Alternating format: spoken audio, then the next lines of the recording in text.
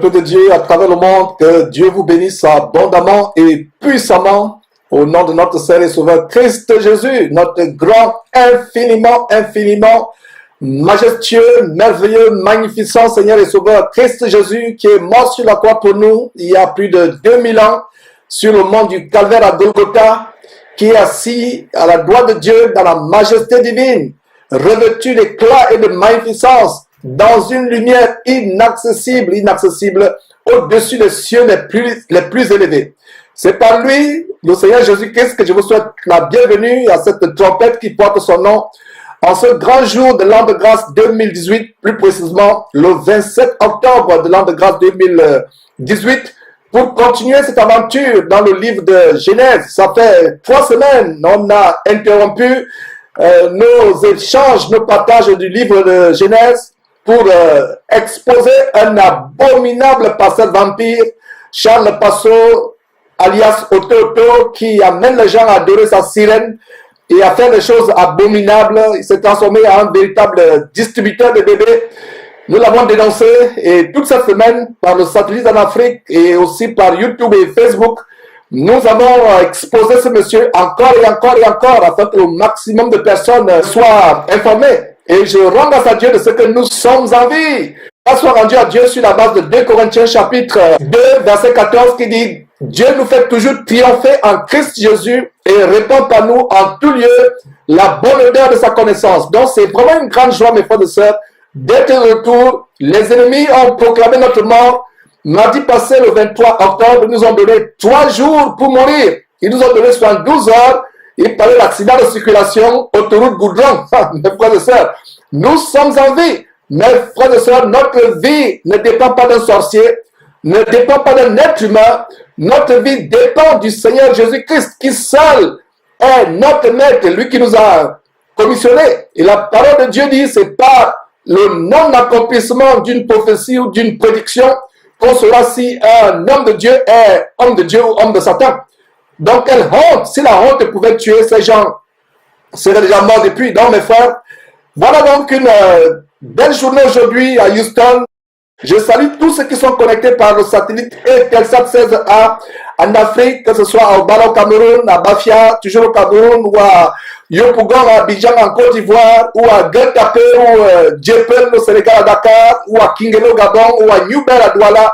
Nous vous saluons au nom de Jésus-Christ, que vous soyez au Québec, au Canada, en France, à Saint-Denis en France, le quartier général des faux pasteurs qui font des choses terribles. Mes frères, nous vous saluons et soyez les bienvenus à ce grand banquet. Beaucoup de personnes attendaient cet enseignement d'aujourd'hui. Et c'est un enseignement qui est adressé aux jeunes gens qui aspirent à se marier. Nous allons voir le fondement du mariage pour les jeunes qui aspirent à se marier. Même les jeunes couples, même les vieux couples par rapport à l'âge, pourront trouver des édifications, des enseignements, des perles spirituelles par rapport à comment bâtir un mariage heureux et réussi. Mes frères, c'est une joie d'être de retour. Vous le savez, nous sommes ici derrière cette trompette, d'abord pour la parole de Dieu, pour vous amener à Jésus-Christ. Jésus-Christ TV, c'est la télévision qui vous amène à Jésus-Christ. Ce n'est pas Georges TV, ce n'est pas Puissance TV, ce n'est pas Miracle TV, c'est Jésus-Christ TV, c'est-à-dire la télévision qui vous amène à être connecté à Jésus-Christ 24 heures sur 24 heures, à connaître le Seigneur Jésus-Christ, à l'aimer, à l'adorer, plus que toute autre chose, à mettre Jésus-Christ le premier dans notre vie, au-dessus de toute chose, après Dieu son Père. Parce que Dieu et Jésus-Christ sont un d'harmonie, un de communion, comme l'homme et la femme sont un. Quand vous voyez un homme, vous voyez aussi sa femme, spirituellement parlant et selon Dieu, bibliquement parlant. Ainsi, quand vous voyez Dieu, vous avez aussi vu Jésus-Christ. Mais bien qu'ils soient séparés l'un de l'autre, distincts l'un de l'autre, ils sont un d'harmonie, un de cohésion. Mes frères, donc, pour ceux qui sont familiers derrière cette trompette, quoi que ce soit que nous faisons, en pensée ou en parole, nous faisons tout au nom de notre Seigneur et Sauveur Christ Jésus, en rendant par lui des actions de grâce à Dieu son Père qui est notre Père également. Nous n'aurons pas de cesse, nous n'aurons jamais de cesse à vous rappeler, sœurs, que la femme qui prie Dieu, la tête non voilée, déshonore Dieu, insulte Dieu. Il faudrait falloir pour vous, sœurs, de ne pas prier, que de prier la tête non voilée. De même, un homme qui prie Dieu la tête couverte par une casquette, un béret, une chéchia, un chapeau, insulte Dieu. Et vous pouvez voir ces détails sur la base de 1 Corinthiens, chapitre 11, versets 4 et 5. Alors, nous vous invitons à vous joindre à nous ici au studio pour remettre ces moments à Dieu. Prosternons-nous si vous le pouvez. Pour ceux qui le peuvent, prosternons-nous et remettons ces moments à Dieu. Éternel Dieu, nous te rendons grâce de ce que malgré nos occupations diverses, tu nous as donné le temps aujourd'hui pour venir encore derrière cette trompette, proclamer l'infinie grandeur, l'infinie immensité de ta parole de Dieu, merveilleuse, inégalable et infaillible. Cette parole qui est lumière à nos pieds, qui est lampe à nos sentiers, qui nous guide, qui nous nourrit, qui nous soutient, qui nous console, qui nous fortifie, qui nous réprimande, afin que nous puissions aller entrer dans ton royaume éternel, dans le paradis. Seigneur Dieu, merci donc pour ce grand jour. Merci pour le souffle de vie que tu nous as conservé. Ce n'est pas donné, Seigneur. Nous reconnaissons que c'est là une grâce venant de toi, une faveur. Parce que nous ne sommes pas encore parfaits comme tu voudrais que nous soyons parfaits. C'est ainsi que nous te demandons pardon pour nos défaillances, pour nos fautes, pour nos manquements, pour nos omissions, pour des choses que nous faisons, même involontairement, même inconsciemment. Seigneur, nous te demandons pardon. Nous ne sommes pas dignes, et moi particulièrement, digne de proclamer ta parole. Mais Seigneur, c'est avec des personnes faibles, sujets à faiblesse, ou des personnes ayant des défaillances ou des lacunes, que tu œuvres, Seigneur. Rends-moi digne pour cette parole que je vais partager aujourd'hui. Seigneur, donne-moi d'enseigner, non pas ce que les gens voudraient entendre aujourd'hui. Donne-moi d'enseigner, non pas ce que j'aurais bien voulu dire aux gens. Mais Seigneur, inspire mon intelligence à sortir de ma bouche ce que toi-même tu voudrais que les gens reçoivent. Même si c'est dur, même si c'est difficile à supporter, Seigneur Dieu. Nous te rendons grâce pour tes réprimandes, pour tes reproches, pour ta correction, pour ton instruction, afin que nous soyons parfaits, accomplis, propres à toute bonne œuvre et prêts à rencontrer le Seigneur Jésus-Christ qui reviendra certainement et dans le retour, nous pensons, est imminent. Merci donc pour toutes les connexions, les appareils et tout ce qui contribue de près ou de loin à la bonne marche de cette émission. Seigneur, rends ce studio invisible, rends les lieux, les endroits, les maisons de ceux qui reçoivent actuellement ta parole. Rends ces endroits, ces lieux, ces demeures invisibles à l'ennemi. Seigneur, nous t'en supplions, guéris toute personne qui est malade actuellement, comme il regarde cette émission, cet enseignement. Seigneur, si quelqu'un a un souci, apporte le bon dans le cœur, apporte la consolation dans le cœur, augmente la foi. Seigneur, nous te rendons grâce pour tous les membres de Jésus-Christ TV, que ce soit ici au studio présentement, que ce soit à travers le monde. Merci au nom de Jésus-Christ. Amen. Donc mes frères, ouvrez vos Bibles, tournez vos Bibles dans Genèse, voilà, le premier livre de la Bible. À titre d'introduction, avant que nous allions à Genèse, mes frères et sœurs, il y a une chose que je vais vous dire, c'est que le mariage est la plus grande institution de Dieu sur terre. Comme je l'ai toujours dit, et je ne me lasserai point de vous redire les mêmes choses comme Paul disait, car pour vous cela est salutaire. Le mariage est la plus grande institution de Dieu sur terre. Le mariage est quelque chose de très grand. Avant que les royaumes soient établis, avant même que l'Église soit établie, avant que quoi que ce soit parmi les hommes soit établi, la première chose qui a été établie parmi les hommes, c'est le mariage en Genèse chapitre 2. L'histoire de l'humanité commence par le mariage.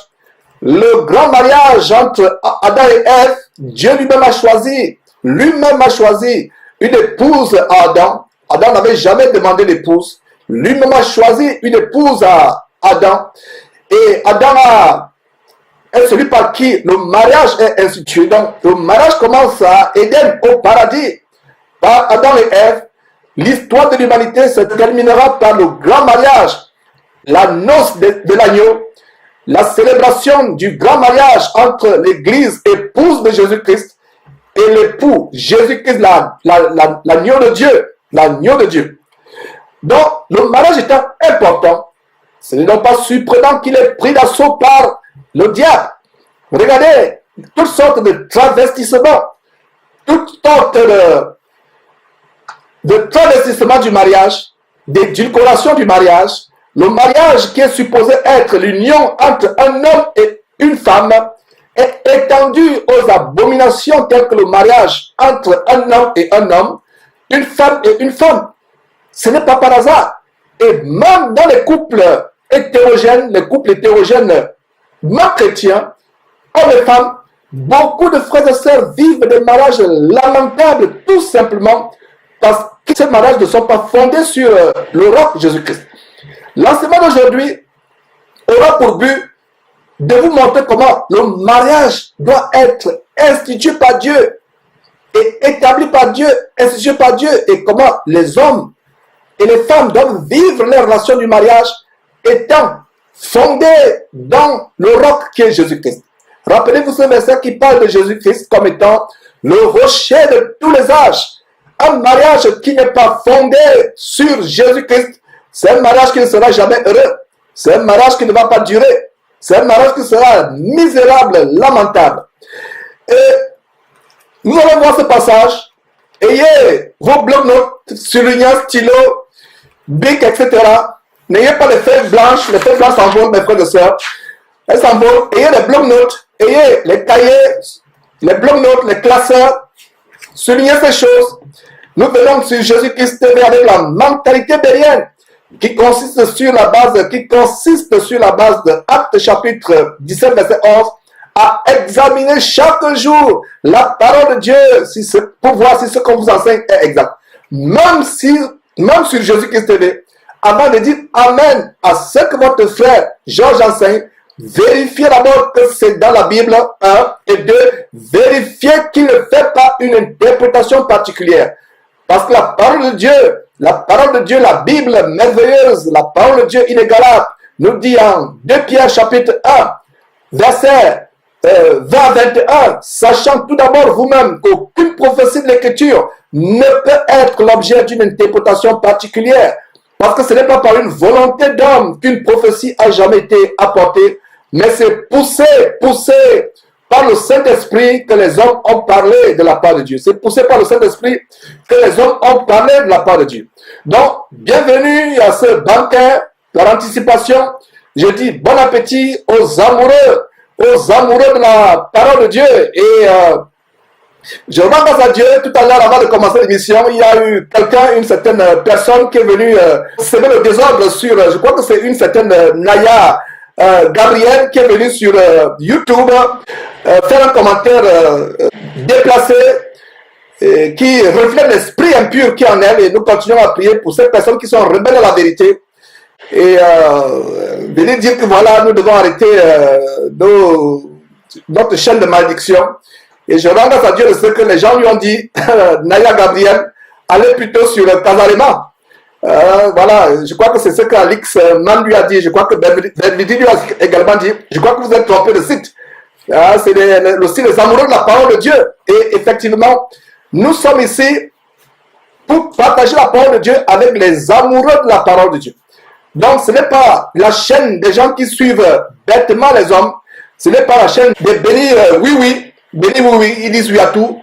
Ils disent amen à tort à travers. C'est la chaîne des gens qui sont amoureux de la parole de Dieu, qui scrutent la parole de Dieu, qui la lisent pour eux-mêmes, qui l'examinent quotidiennement pour voir si ce qu'on leur enseigne est exact.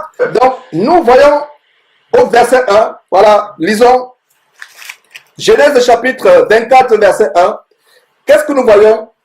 Abraham était vieux, avancé en âge. Abraham était vieux, verset 1. Abraham était vieux, avancé en âge. Et l'Éternel avait béni Abraham en toutes choses. Et la section précédente, il y a plusieurs semaines de cela, environ 3 semaines, nous avons conclu avec la vie d'Abraham. C'est vrai qu'il y a encore un autre détail sur la vie d'Abraham, comment il va mourir, il sera enseveli. Et son deuil sera conduit par ses 2 enfants, Isaac et Ismaël. On pourra voir ça très brièvement à la section prochaine. Mais nous pouvons dire que nous avons fini avec la vie d'Abraham. Et c'est la transition aujourd'hui vers la vie d'Isaac. Et aujourd'hui, nous voyons un détail tellement important par rapport au mariage entre Isaac et Rebecca. Alors, Abraham était vieux, verset 1, avancé en âge, et l'Éternel avait béni Abraham en toutes choses. Verset 2, Abraham dit à son serviteur, le plus ancien de sa maison, l'intendant de tous ses biens, mais je te prie, ta main sous ma cuisse. Quelle chose délicate Abraham a-t-il demandé à son serviteur. La cuisse, c'est quelque chose, c'est une partie intime sur le corps d'un homme ou d'une femme. Mais voilà comment Abraham amène son serviteur à prendre un serment, à poser la main sur une partie intime de son corps, comme la cuisse. Et ce n'était pas sur la cuisse, c'était sous la cuisse. Sous la cuisse, notez très bien ce détail, ce n'était pas sur la cuisse, c'était sous la cuisse. À vous de tirer les conclusions. Verset 3. Et je te ferai jurer par l'Éternel, le Dieu du ciel et le Dieu de la terre. Voilà, l'Éternel, c'est le Dieu du ciel et le Dieu de la terre. De ne pas prendre pour mon fils une femme parmi les filles des Cananéens au milieu desquelles j'habite.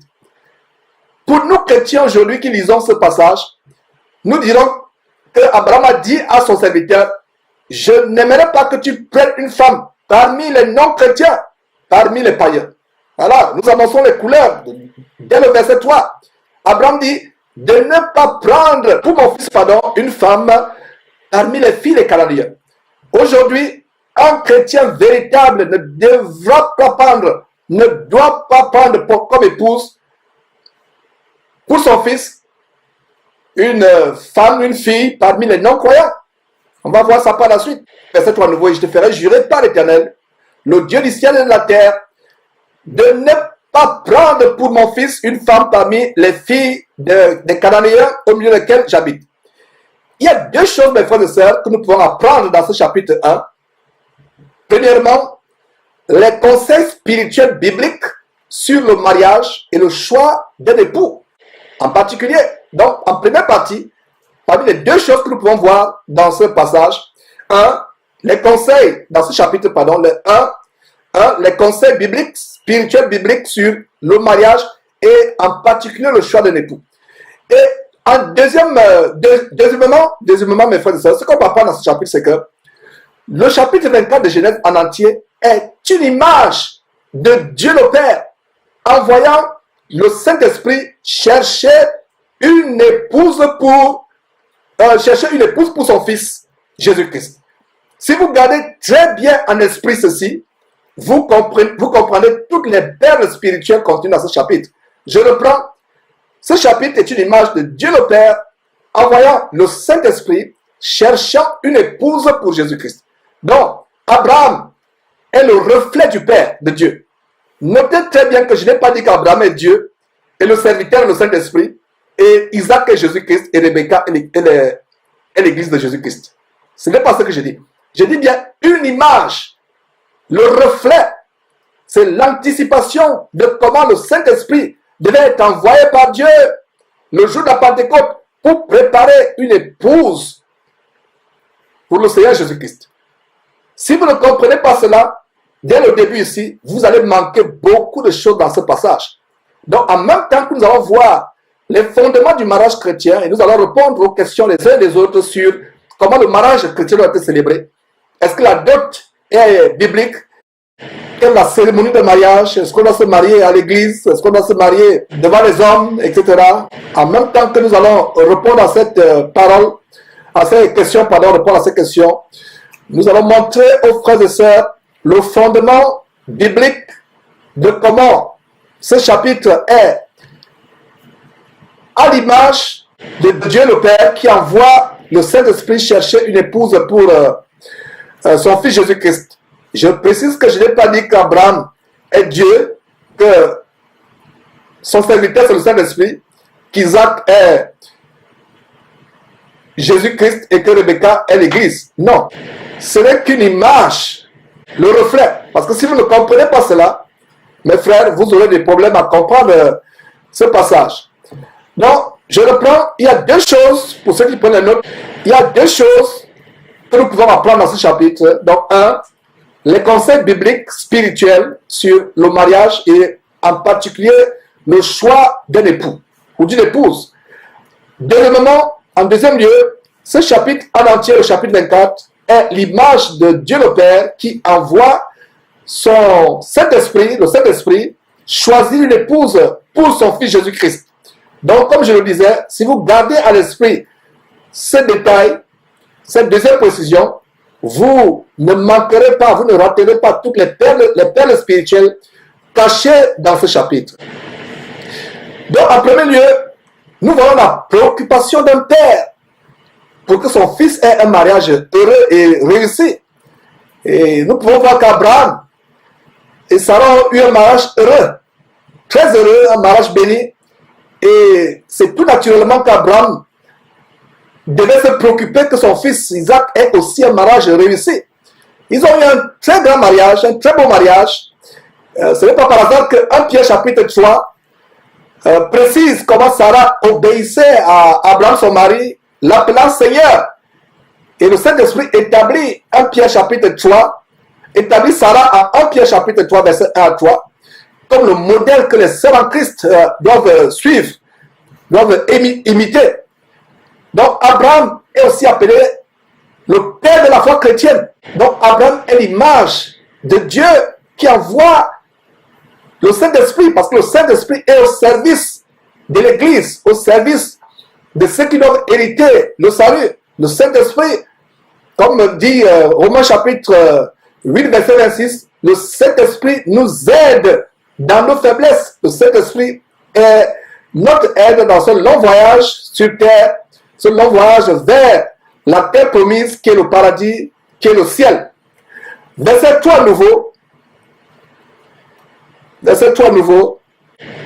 Et je te ferai jurer par l'Éternel, le Dieu du ciel et le Dieu de la terre, de ne pas prendre pour mon fils une femme parmi les filles des Cananéens au milieu desquelles j'habite. Cela nous rappelle quoi? Cela nous rappelle 2 Corinthiens chapitre 14 verset 6 qui dit « Ne vous mettez pas avec les infidèles sous un joug étranger ». Le joug, c'est ce qui attelle 2 personnes ou 2 animaux dans les zones pastorales, dans les temps bibliques à l'Antiquité. Pour labourer la terre, on attelait 2 vaches ou 2 bœufs par un joug pour qu'ils labourent la terre. Le plus grand joug aujourd'hui sur terre, non pas seulement aujourd'hui, depuis la création du monde, le plus grand joug, c'est le joug du mariage.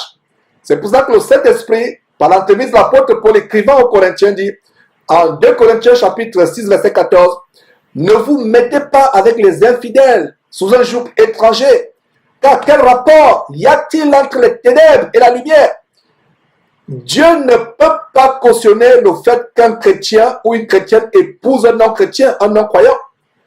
Et d'ailleurs, il y a des détails qui sont réglés en 1 Corinthiens chapitre 7, à savoir que si un homme, avant de connaître Jésus-Christ, s'est marié à une femme non chrétienne, les deux sont mariés, personne ne connaissait le Seigneur Jésus-Christ, la parole de Dieu, et l'un des époux se convertit à Christ, ils ne doivent pas mettre fin à cette relation.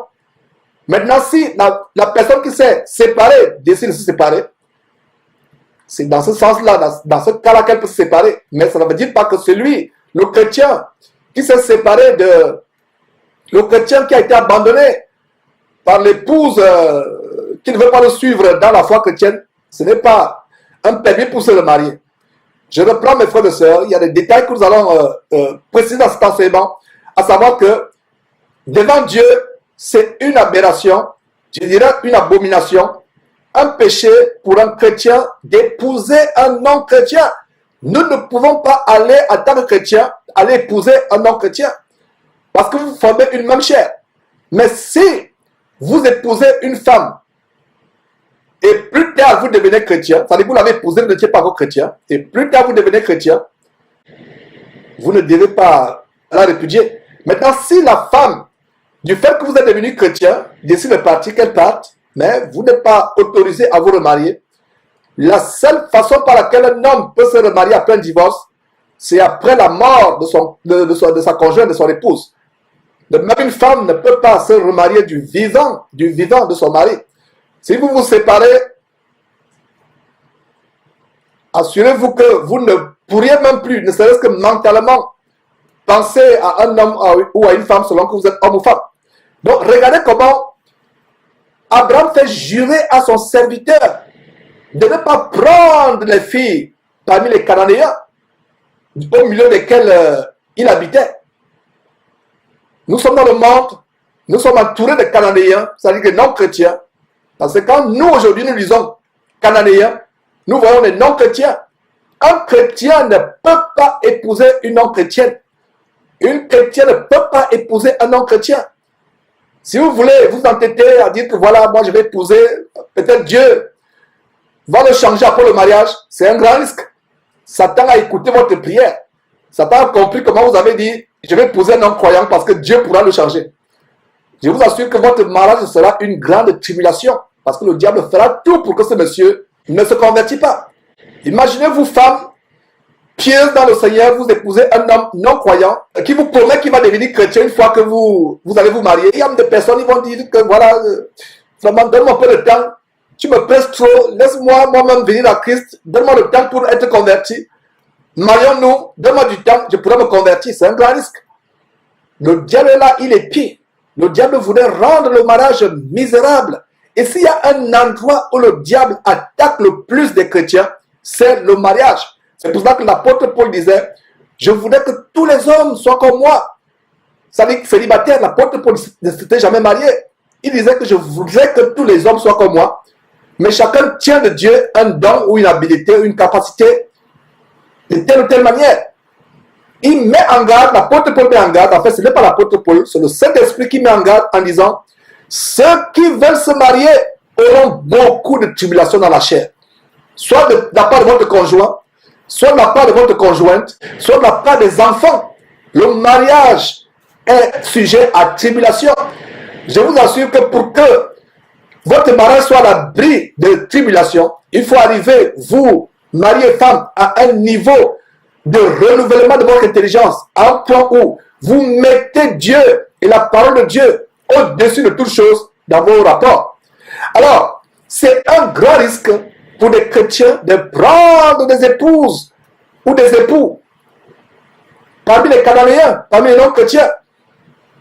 Il y a des chrétiens aujourd'hui qui comprennent, parce que ceux qui sont divorcés, les chrétiens divorcés qui m'écoutent actuellement, me disent, mais Georges, vraiment, tu ne peux pas être plus clair en disant ce que tu es en train de dire. Nous sommes en train d'expérimenter les résultats de notre désobéissance. L'ignorance n'est pas une excuse. Il y a des gens qui vont dire, je ne connaissais pas cette parole, mais malgré le fait que Dieu vous a pardonné, Dieu vous a fait grâce, il peut arriver que nous continuons à récolter, à vivre les conséquences de notre désobéissance. C'est comme une femme qui a eu des enfants hors mariage, avant d'être mariée, elle a 2, 3, 4 enfants. Elle devient chrétienne. Est-ce que Dieu lui a pardonné? Oui, Dieu lui a pardonné. Mais est-ce qu'elle va continuer à vivre la souffrance, les tribulations du fait d'élever 4, 3, 4, 5 enfants sans leur père seul? Il n'y a rien qui puisse... il n'y a rien qui peut changer. Malgré le fait qu'elle est devenue chrétienne, que Dieu lui a pardonné, elle vivra les conséquences de sa désobéissance. Donc, regardez comment Abraham établit déjà le principe selon lequel un chrétien ne peut pas aller prendre une non-chrétienne pour épouse.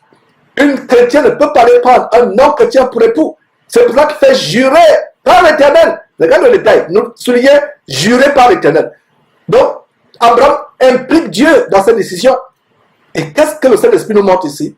Dieu établissait le principe selon lequel une personne parmi le peuple de Dieu ne pouvait pas aller prendre une femme étrangère. C'est le même principe aujourd'hui. Et regardez comment Dieu traitait durement Israël.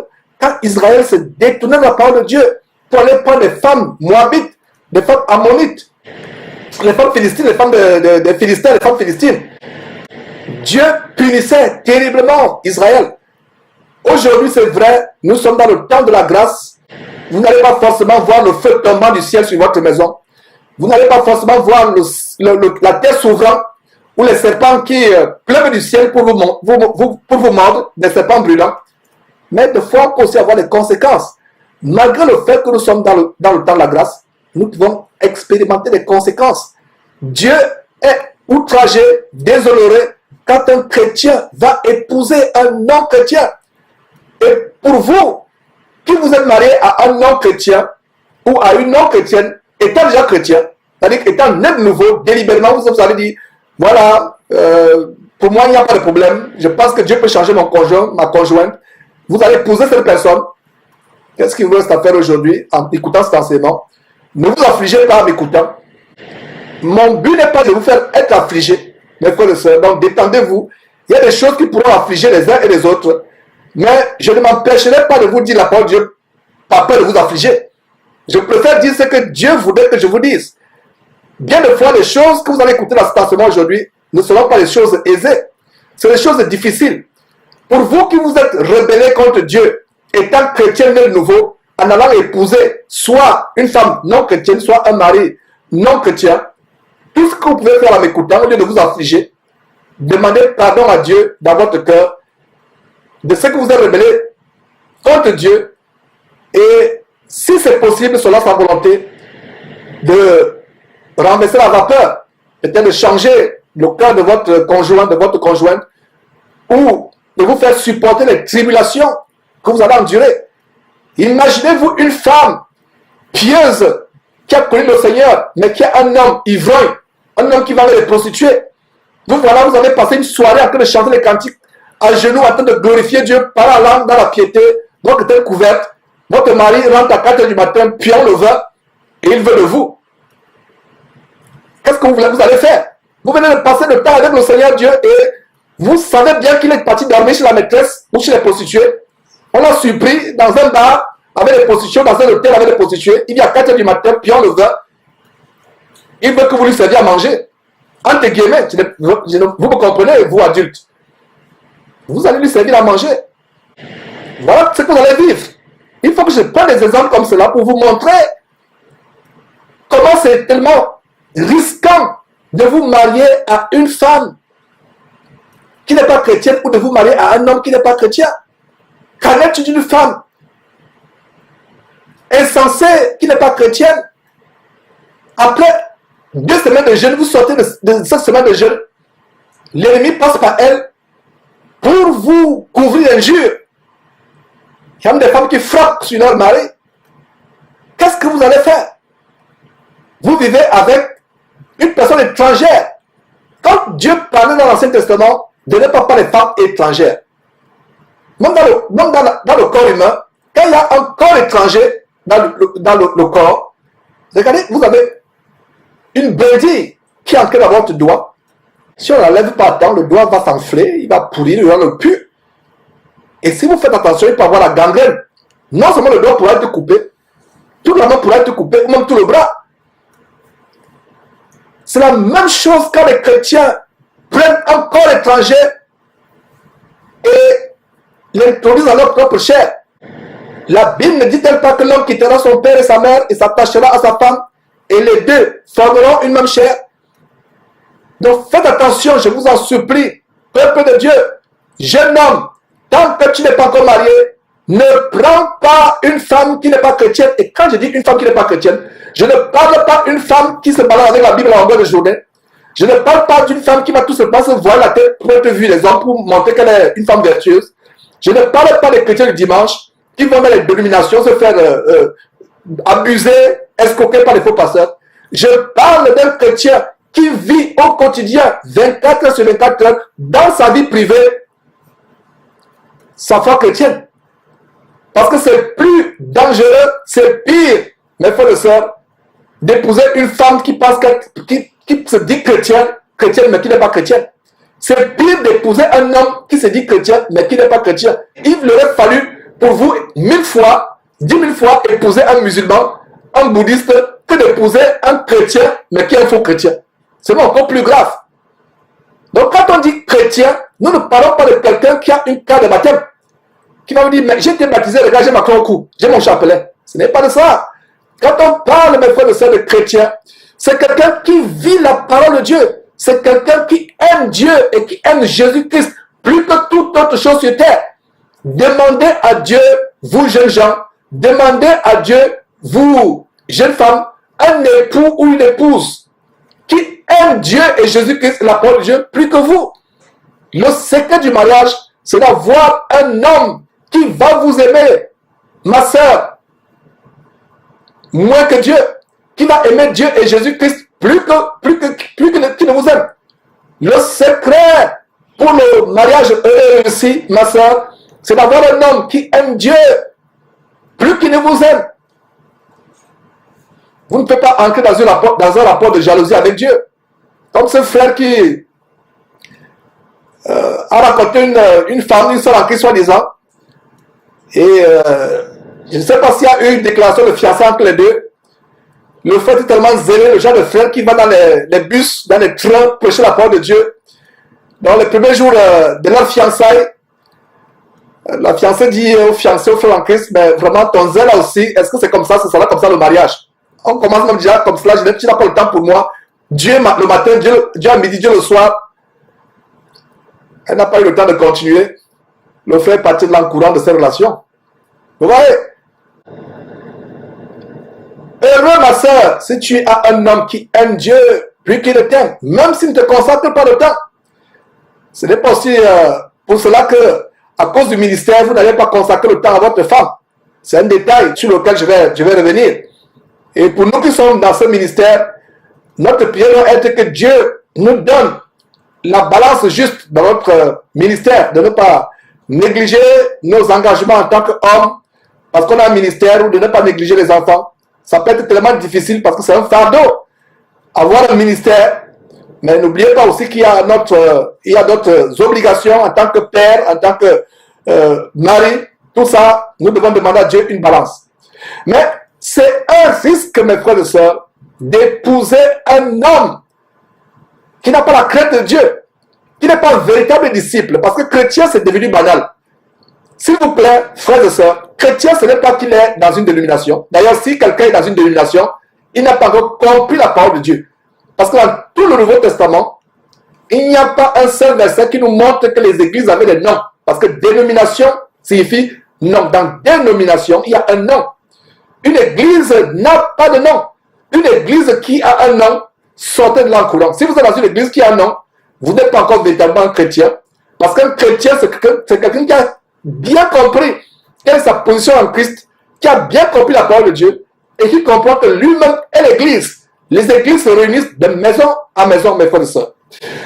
Donc, c'était une grande parenthèse. Regardez comment le verset 3 nous montre comment Abraham ne pouvait pas supporter que son fils épouse quelqu'un du monde, d'un étranger. Il fallait quelqu'un de la même nature, de la même famille. Aujourd'hui, notre famille, c'est la famille spirituelle. Parce que dans l'Ancien Testament, tout était charnel, tout était physique. Mais aujourd'hui, quand nous lisons l'Ancien Testament, nous lisons par rapport à notre position dans l'Église. Donc, verset 3 nouveau, toujours chapitre 24 Genèse.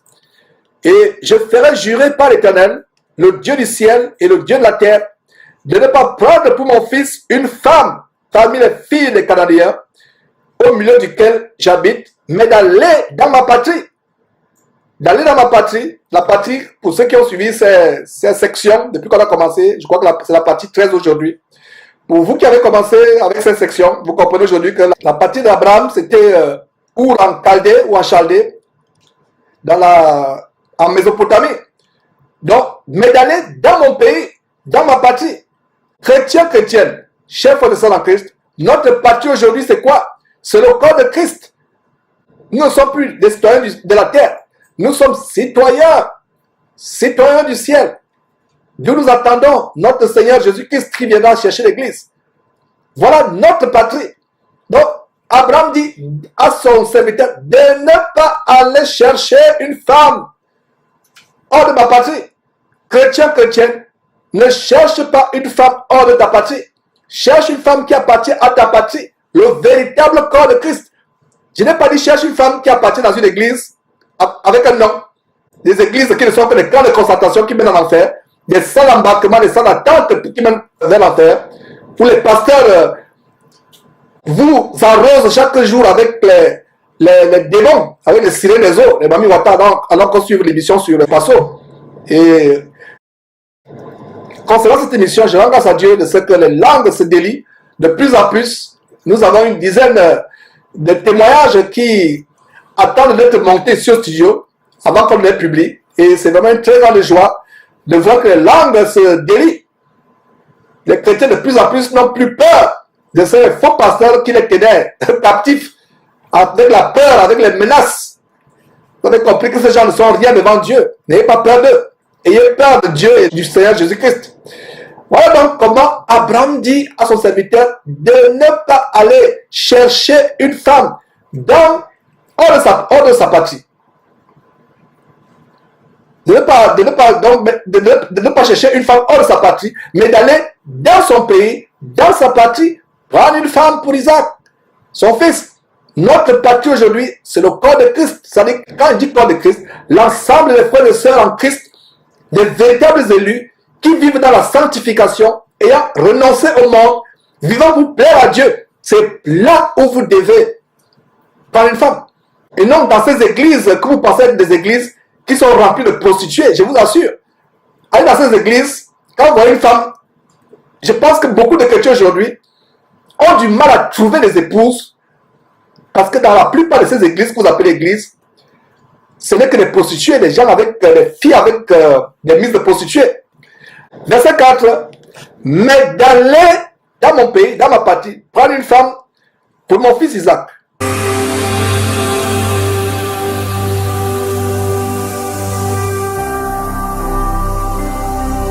Jésus-Christ TV,